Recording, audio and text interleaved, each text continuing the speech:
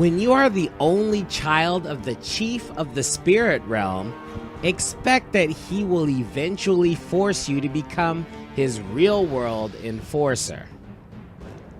Hey everybody, this is Yusef for Video Game Plot Summaries, and today's game is Venetica. The story opens up with 4 people shrouded in darkness, wondering if they're still alive. Apparently, they have some dastardly plan, but one of these dark guys senses a spark of life that could ruin the whole plan. Speaking of a spark of life that could ruin a whole plan, a week later we see a bonfire in a small village, and tucked in a little corner is some dude named Benedict and the girl on the cover of the game box. Apparently they're boyfriend and girlfriend and the summer is over. So Benedict has to take his shiny armor and go join the army, even though he offers to stay with the girl whose name is not mentioned in the scene for some reason. Also, the girl gives this spiel about not being an adventurer, which is really lame considering that she's on the front of the box and not her boyfriend Benedict. Anyway, they have a very tame romantic moment of not touching each other, and Benedict gets called because there's some danger. As Benedict walks away from the unknown girl and slowly into the danger, the girl starts to notice the chaos surrounding them.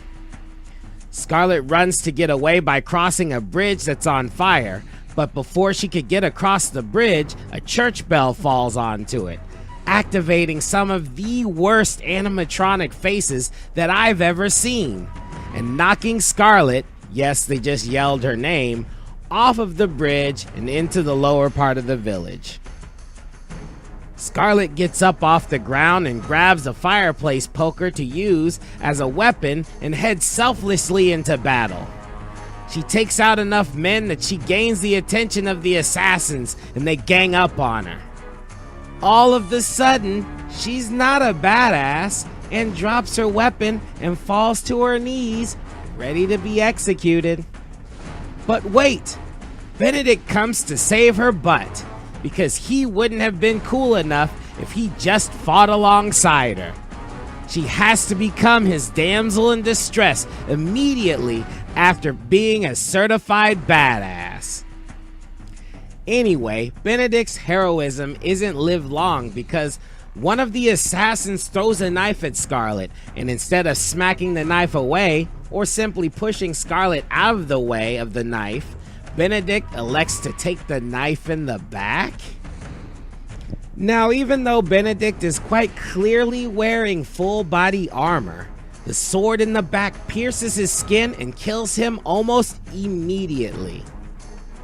A quick tangent while Scarlett is waiting for her boyfriend to die. I really hate this cliche of jumping in front of the deadly object to protect the person it's aimed at. It is way more convenient to push someone out of harm's way than taking the harm for them. But, you know, Benedict is useless if he doesn't drive Scarlett to be the hero she deserves to be, I guess.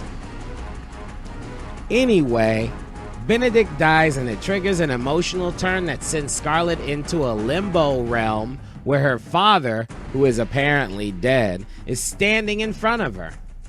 Scarlett's father tells her that she has a special power and she can use it to save the world. She doesn't quite want this power because the love of her life is dead. You know, the guy she didn't kiss or barely touched. That guy. So, to sweeten the pot, Scarlett's father tells her that she could see Benedict with her new powers he's going to give her. She could alternatively get revenge on those that killed Benedict, but it doesn't really matter because this story is going to end the exact same way. I've never had a video game straight up tell me that my choices don't matter in the end. That's pretty hilarious to me. Anyway, Scarlett's dad tells her to find the Moonblade and use it to kill the undead Archon in Venice, Italy. Scarlett wakes up afterwards in the bed of an old lady who found Scarlett and put her in the bed. The old lady informs Scarlett that the raid is over, but Benedict is gone for sure. So Scarlett needs a new dress and to find this Moonblade. The one person in the village that can help her with both is the blacksmith, Mateo. Mateo gets her some new clothes, but he didn't know much about the Moonblade other than knowing what it was. Just then, a man shows up telling Scarlett that her half-brother Leon chased some of the village attacking assassins down the path to the creek. She doesn't get too far down the path before she runs into a man who is blaming her specifically for the attack on the village. While he's talking all this accusatory garbage, his partner creeps up behind Scarlett and stabs her. So she dies. But Scarlett has the powers to resurrect herself, so she just pops back up, pulls her swords out. It's time to die, bitch! Scarlett continues down to find her brother Leon, just starting the fight with those assassins. Scarlett runs down to join the fight, and after they finish the assassins, Leon chastises her for fighting with that lame fireplace poker from earlier in the game. Scarlett responds by taking Leon's sword and sending his ass home. Got him! So, with Rusty's sword in hand, Scarlett makes her way down the path some more and runs into two guys arguing in front of a house. The two men explain that their uncle died and left a will hidden in the house that can be revealed by solving a puzzle. And Scarlett finds the will and brings it back to the two men. Upon reading it, she finds out that the house is holding the Moonblade for her specifically. Oh, fate. You are a cruel man version of a mistress indeed. Seriously, I don't know what that's called. I mean, Mr. Mistress. How do you reverse that? I have no idea. The two men know how to pick locks and let Scarlett into a room that has the Moonblade. With that done, Scarlett goes back to Mateo to show him the Moonblade. He's almost impressed, but alas, the Moonblade is broken and missing the stone that will allow Mateo to fix it. Meh. Mateo sends Scarlett to the copper mine in search of someone that might know how to find the Moonstone. Once Scarlett gets there, a miner tells her that they just uncovered a place that she might want to look at. And Scarlett finds the room with a headless statue in the middle. She finds the head and reattaches it to the statue. Upon doing that, she's transported instantly to the limbo realm. And look who's there, Benedict, the love of Scarlett's life. I mean, he's dead and Scarlett can only see him in limbo, so I don't know how you call that. The love of your afterlife? The love of my life and I'm the love of your death? I don't know.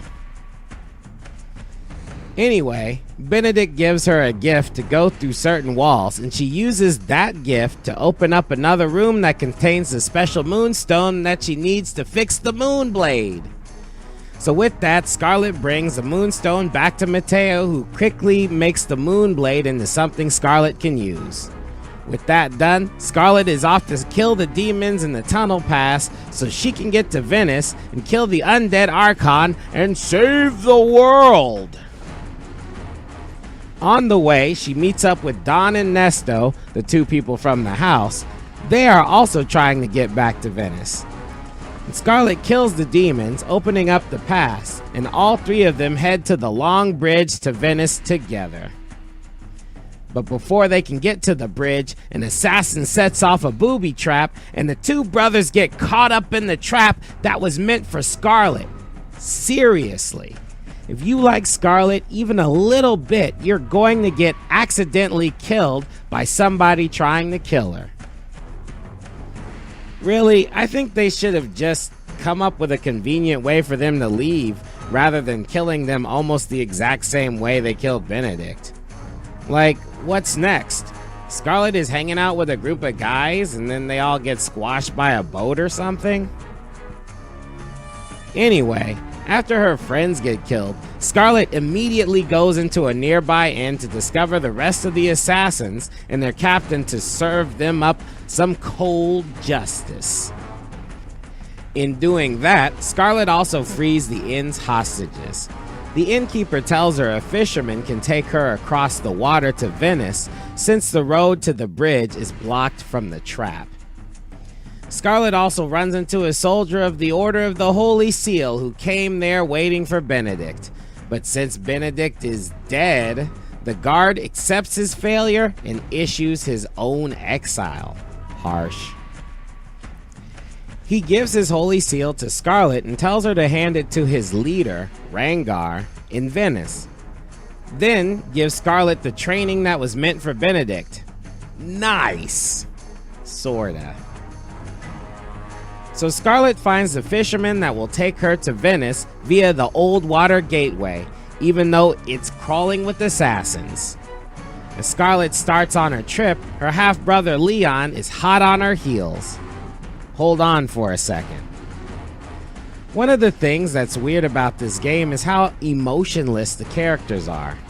Scarlett is a pretty woman in a world full of men, and no one ever says a line that hints to them even thinking that she's sort of cute.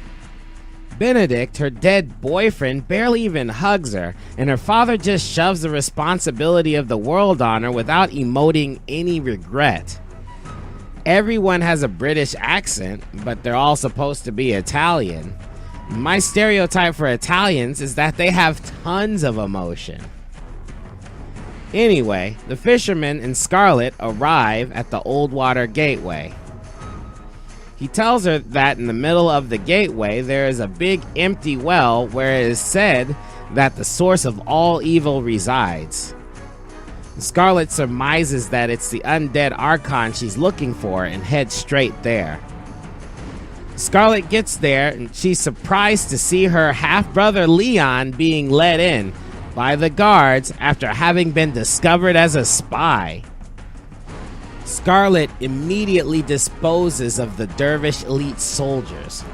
Right at the end of the melee, Leon hands Scarlett a letter and runs off. My game actually glitched and didn't show him running off. Anyway, just then the leader of the dervish assassins makes her appearance. She tells Scarlett that she's supposed to kill her, and Scarlett incorrectly guesses that she's the undead Archon. The assassin leader tells her that she is just a gatekeeper and her boss is the undead Archon. So this is just the beginning, or the end if you see it from the assassin leader's perspective. After some smack talking, they cross swords. Scarlett defeats the assassin leader, but since she's undead, both of them get dragged into the limbo realm. Now Scarlett must face the undead assassin leader's true form. Some sort of banana snake? I really don't know what they were going for. She defeats the assassin leader, and all of a sudden her stoic, emotionless father shows up and tells Scarlett she's got more work ahead of her. Apparently, there is a guy named Sophistos that was supposed to destroy a sacred book called the Black Grimoire. It's now Scarlett's mission to find this man and make sure he did his job. She takes issue with being a pawn, but her dad is all like, "You aren't just a pawn, you're my only chess piece. Now go back out there and save the world." So now Scarlett goes back to the world of the living and enters into Venice, Italy. Her first order of business is to go to the Order of the Holy Seal and give Rangar the letter of the man who is supposed to train Benedict. Scarlett's second order of business is to find a man named Knox who might know something about magic books. Later on, Scarlett finds out that there is a new authority in Venice, and they won't let anybody enter the inner city gates. The woman who is trying to get in tries to recruit Scarlett to her guild, the Net of the Mask, but it's shrouded in secrecy, so Scarlett doesn't accept the offer. That's a player choice that I made, by the way. She also, however, directs me towards Knox. And Scarlett also finds a man who is the only member of the Night Watch Guild. He has a key to the inner city, and the mysterious lady will not ask him for it because she knows he hates her for telling the Doge, the leader of Venice, that the Night Watch was protesting him. Anyway, the Night Watchman has a badge that is being held by some monster bat in the top of his house. Scarlett will be able to open the inner city gates by giving the badge to the Night Watchman. While Scarlett is tooling around the city, she is spotted by a man and a woman who suspect that she is the one everyone is looking for. The blonde lady tells the messenger that they need to shut down Venice to make sure they don't have to track down too many more immigrants. This is a little weird for me because Venice is a reasonable size in this game, but it's not big enough that the guards can't round up the visitors and get information on them. By this time, Scarlett has been doing a lot in the community, so it should be pretty easy to spot her. But, video game logic. We do learn that the Doge is not in direct control of the guards because the messenger has to talk to his boss to have his boss ask the Doge to close Venice. Scarlett goes to Nox's house and somebody tells her that he is in the old temple, so she heads straight there and finds Nox about to do some sort of ritual in front of a statue. Before you can say anything, the statue crumbles apart and creepy magic monsters pop out. Nox is so scared he runs out and doesn't see Scarlett, but then he locks the door behind him, so that sucks. Scarlett still has power, so she takes care of the magical beasts and puts the statue back together, which puts her in the in-between world again. Again, Benedict shows up and gives her a hug and explains to her that the statues are a conduit between the real world and the limbo world, which allows her to meet up with Benedict. Benedict gives her the power to see the dead, which allows her to see those two guys that sacrificed themselves to save her earlier in the game. Now they will help you open every lock that you can't open normally. Yay! It's not like they have anything better to do. So you head back to Nox's place and he is crazy paranoid. He says she can be a spy of the Undead 5 and that he won't trust her unless she joins a guild. Fair enough. In my story, Scarlett joins the Order of the Holy Seal. In order for her to be initiated, she has to go and find a tomb for which Rangar gave her the key.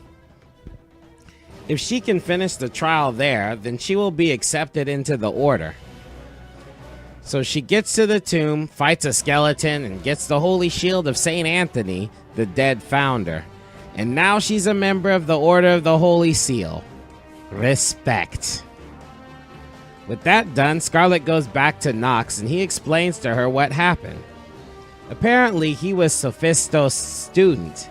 Some soldiers, led by a guy named Hector, came and kidnapped him. Sophistos said that he destroyed the Black Grimoire, but Hector was sure that he hadn't. They took Sophistos to the Claw, a gigantic warship in the inner city. Fortunately, Nox taught me magic, which allowed Scarlett to zap the bat thingy and get the Night Watchman's badge to exchange for the inner city key. Upon entering the inner city, we cut to the remaining 4 undead discussing why they can't find Scarlett in their search. The bald one says he's got a special set of skills that can help them find her, but he's going to need full authority in Venice. The Doge reluctantly agrees. At that moment, Scarlett enters the inner city and witnesses the normal police being exchanged for the bald man's forces, now known to be the Persians. Scarlett goes into the intercity sewers to look for the second piece of St. Anthony's armor and finds it, but also finds a cathedral with another angel statue. She puts the statue back together and ends up in the limbo world with Benedict again. This time, he's real freaked out. He gives her a gift without telling her what it is, and then tells her to run away as soon as she gets back in the real world. Once she gets back in the real world, she sees what he's talking about. There's an undead overlord magician sitting right there in the cathedral. This is all a trap that he set so that he could identify who the chosen one was. As he runs back to tell the undead 4 or 3 who she is, he revives some undead skeletons to keep her from chasing him. After disposing of the skeletons, Scarlett is spotted by a man in a tavern who wants her to give a letter to a blonde woman in another tavern. I guess blonde women are really rare in Venice. In the meantime, Scarlett runs into an argument between the Gondoliers Guild and the Rogues. Jeez, they have a guild for everything in Venice. Dog Walkers Guild? I mean, I guess it's the same as a club, but all the guilds seem to have some strong political standing, no matter what type of guild it is. Like, you want help from the Dog Walkers Guild, then you better align your politics or get peed on like a fire hydrant. Anyway, the Rogues leader sees Scarlett and tells her she needs to go to the Rogues hideout on the roof and say some secret passwords. Something about getting your tongue lost on the roofs. The leader goes on to explain that he's stuck on the roof because the Persians have shut down the city. And Scarlett says she needs to get on the Persian ship, the Claw, and the leader says that he's going to meet a Persian informant that might know how. Unfortunately, this whole conversation was being monitored by 2 dervish assassins.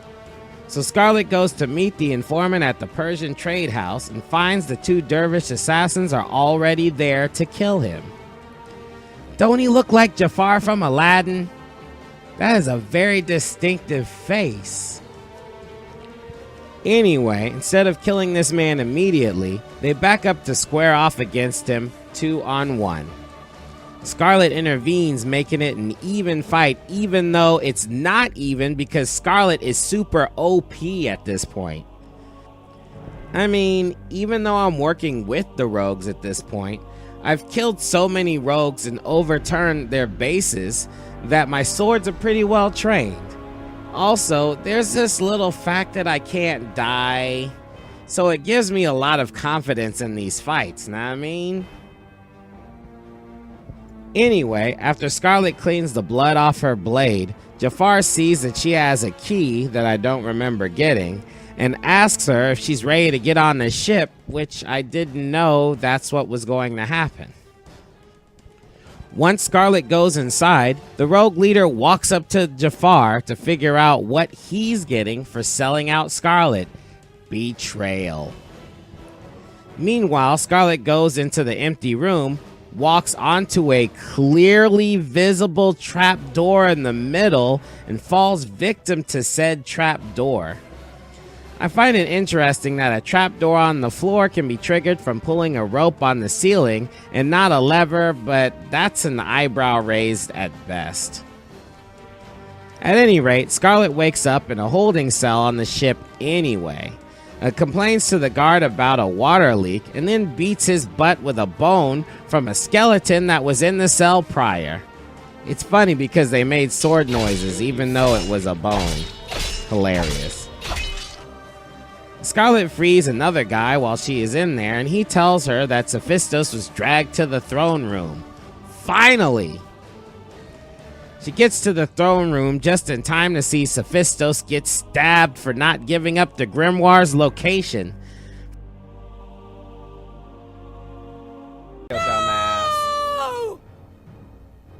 For some reason, instead of disposing of the body properly, he tells the guards to take him back to where they found him and let the rats chew him up. Anyway, Scarlett and Hector finally meet. Hector gives this horrible speech about his life. He's all like, "My parents were murdered and I was poor. Then I fought back and now I'm rich and I still have my parents' ashes in that urn over there. I mean, geez, Mr. Me Monster, let's fight already." So they start fighting, and the first thing Scarlett does is break Hector's urn and his parents' ashes in it. That is quite possibly one of the coldest things I've ever seen in a game. To be fair, Scarlett's idea of life and death must be a little out of whack given her powers. Nah, that's just messed up for real. Anyway, Hector gets so mad he starts berserking and accidentally brings the whole throne room down on them both, taking them both to the limbo realm. Scarlett takes care of the monster version of Hector, and her father shows up to direct her to find the body of Hephaestus and use her special powers to interrogate him. So with the close of that chapter, I'm gonna go ahead and stop this video for now and pick it up at a later time. See you guys then. Peace.